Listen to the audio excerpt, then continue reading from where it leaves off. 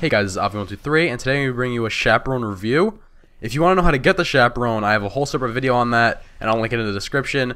But for now, we're going to do a review on the gun, see how it performs in both PvE and PvP, and determine whether or not it's useful enough to take up your exotic weapon slot. So first, we'll go over the stats of this weapon. It's in the same class of shotguns with the Dry Rot and the Secret Handshake. It has a high rate of fire with low impact, but also has a pretty good range for its rate of fire and impact. The magazine size is pretty average at 5, and is big enough to the point where you don't ever have to worry about ammo, whether you're in PvE or PvP. The stability is also very high, but it doesn't matter too much in shotguns. Now onto the perks of this weapon. Now to start off, we have the Chaperone perk, which is automatically unlocked upon receiving this weapon. What this perk does is make this shotgun fire a single slug instead of many pellets. This is very useful and will make precision shots easier and make the gun more consistent. The second part of this perk says that it grants an agility boost. Although not as drastic as the Midas agility boost, it is still there and it is noticeable. The three ballistic options for this weapon are linear compensator, accurized ballistics, and field choke.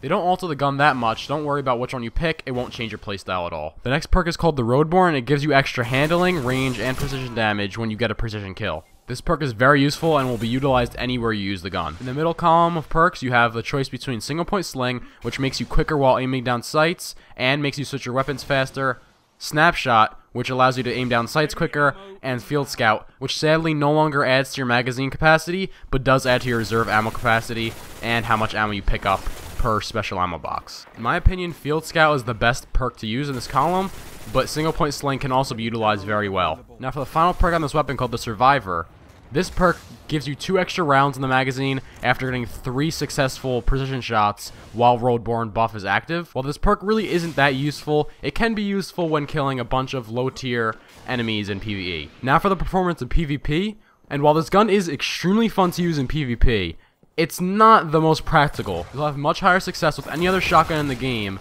unless you're really good at getting precision kills with the Chaperone. I'm not trying to say that this weapon is bad, but it does take a very highly skilled player to get the most out of its perks and be aggressive at the same time. In terms of damage it does on Guardians, at its optimal range, it will do somewhere around 185 damage for a body shot and 201 damage for a headshot. That makes this weapon a 2-shot body shot even if you're standing right next to another Guardian. While that doesn't sound too good, it's mostly made up by the fact that it's much easier to get precision kills with this gun than any other shotgun, and because the rate of fire is very high.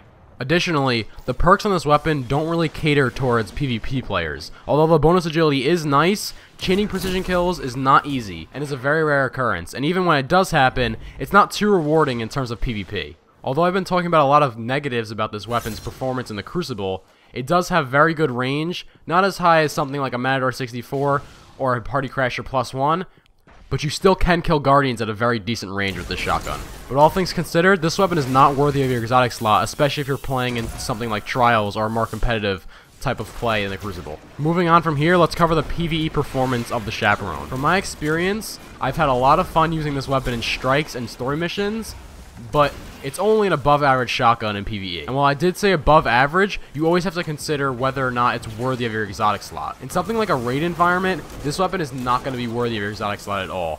Something like a Zalo Supercell, or an exotic sword for that matter, is just going to be a lot more useful and have a lot more utility than the Chaperone will. And it may sound like I'm harping on this gun's performance a lot, but that's only because the only reason you're watching this video is to see if it's worth it or not to do that lengthy and difficult exotic quest. Or that's what I'm assuming anyways. So the final verdict on the Chaperone shotgun is if you're more of a casual player and you don't want to spend all that time to get a weapon that is a little bit underperforming in terms of PvE and PvP, I definitely would not go for this weapon because it is very difficult to get. But if you're someone like me that is a hardcore player and likes to collect all the guns, by all means, go get it. This weapon is an absolute ton of fun. It is very unique and is very awesome.